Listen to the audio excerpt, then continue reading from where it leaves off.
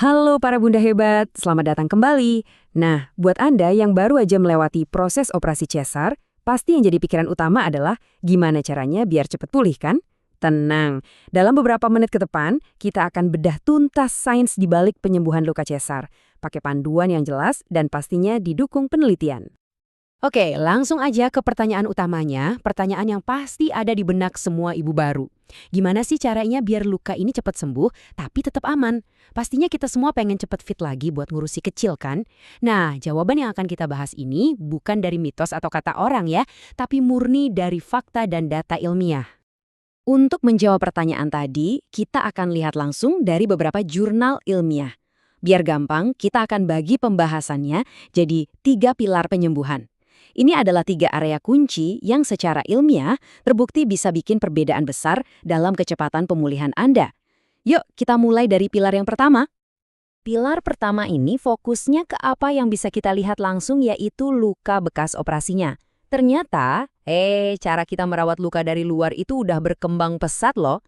Dan sains menunjukkan ada satu pendekatan yang jauh lebih bagus dari cara-cara lama. Yuk kita lihat. Oke, istilahnya keren nih, moist wound healing atau penyembuhan luka lembab. Jadi, lupakan deh cara lama yang membiarkan luka sampai kering kerontang. Pendekatan modern ini justru menjaga area luka tetap lembab, tapi pas, nggak basah dan nggak kering. Kenapa? Gitu. Karena sel-sel baru, si pekerja perbaikan di tubuh kita, ternyata bisa bergerak dan bekerja jauh lebih cepat di lingkungan yang lembab. Nah, di sini kelihatan jelas banget bedanya. Di sebelah kiri, itu cara konvensional yang bikin luka jadi kering, yang ternyata malah bisa bikin proses penyembuhan jadi lebih lambat. Di sebelah kanan, ini cara modern yang menciptakan zona penyembuhan ideal, yang bikin tubuh kita bisa bekerja lebih ngebut dan efektif. Terus, seberapa cepat bedanya? Nah, ini dia angkanya. Lumayan bikin kaget. Menurut data dari jurnal Health Science, teknik modern ini bisa mempercepat pertumbuhan sel kulit baru sampai 2 hingga 5 kali lipat. Ini bukan cuma beda tipis ya, ini tuh lompatan besar dalam proses pemulihan. Dan ini bukan cuma teori di atas kertas loh, ada bukti nyata dari sebuah studi kasus di An Idea Nursing Journal. Mereka mengamati seorang ibu pasca cesar dan hasilnya luar biasa. Cuma dalam 3 kali perawatan dengan metode ini, jaringan baru yang sehat udah kelihatan tumbuh.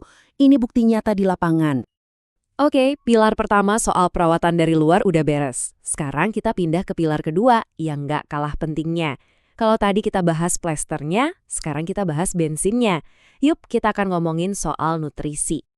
Jadi gini, bayangin deh tubuh Anda itu lagi kayak proyek konstruksi besar-besaran.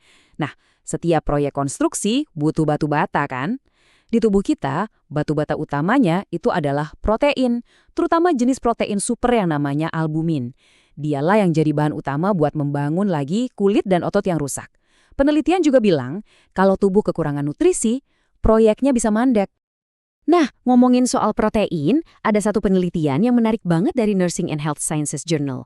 Mereka penasaran, gimana sih efeknya kalau para ibu pasca cesar dikasih makanan tinggi protein yang gampang banget ditemuin. Pilihan mereka jatuh pada telur rebus. Dan lihat hasilnya. Ini benar-benar luar biasa.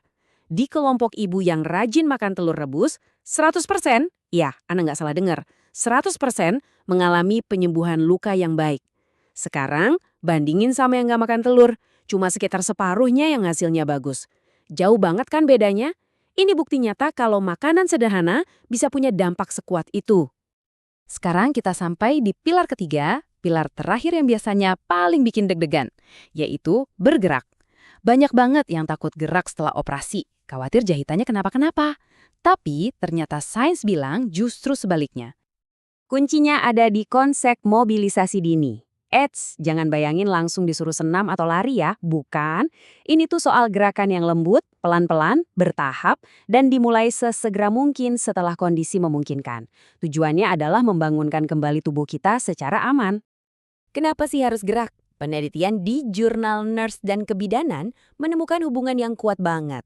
Ibu yang mulai bergerak lebih awal, sembuhnya juga cenderung lebih cepat. Kenapa? Karena gerakan lembut itu ibarat pompa alami yang melancarkan sirkulasi darah ke area luka. Artinya, pasokan oksigen dan nutrisi, si batu bata yang kita bahas tadi, bisa diantarin lebih cepat ke lokasi proyek. Terus mulainya gimana biar aman? Gampang kok, ikutin aja 3 langkah simpel ini. Pertama, mulai dari yang paling gampang, gerak-gerak kecil di tempat tidur, kayak puter-puter pergelangan kaki. Kalau sudah enakan, coba langkah kedua, duduk di pinggir tempat tidur.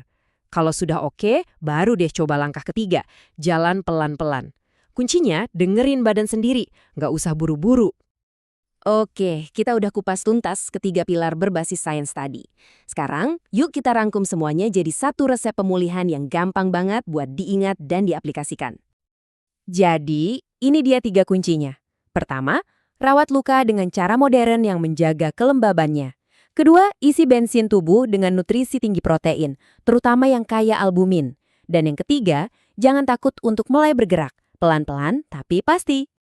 Nah, khusus buat pilar nutrisi, kita semua tahu protein itu penting. Tapi ya namanya habis operasi, kadang nafsu makan turun atau rasanya repot ya kalau harus terus-terusan siapin makanan tinggi protein. Disinilah pilihan praktis bisa bantu banget. Misalnya dengan suplemen yang kaya akan albumin, seperti ekstrak ikan gabus yang jadi bahan utama di Alchana dari Naturafit. Ini bisa jadi cara gampang untuk memastikan pasokan batu bata buat penyembuhan tubuh kita tetap aman dan tercukupi. Jadi, sebagai penutup, saya mau tinggalkan satu pertanyaan untuk Anda. Ingat, pemulihan itu perjalanan, bukan perlombaan. Coba dipikirin, dari 3 pilar tadi, satu hal paling kecil apa yang bisa Anda lakukan hari ini? Mungkin sekedar nanya ke perawat soal perban modern? Atau nambahin telur rebus di menu makan besok? Atau bahkan cuma gerakin pergelangan kaki sekarang juga? Setiap langkah kecil itu sangat berarti. Semangat terus ya para bunda hebat!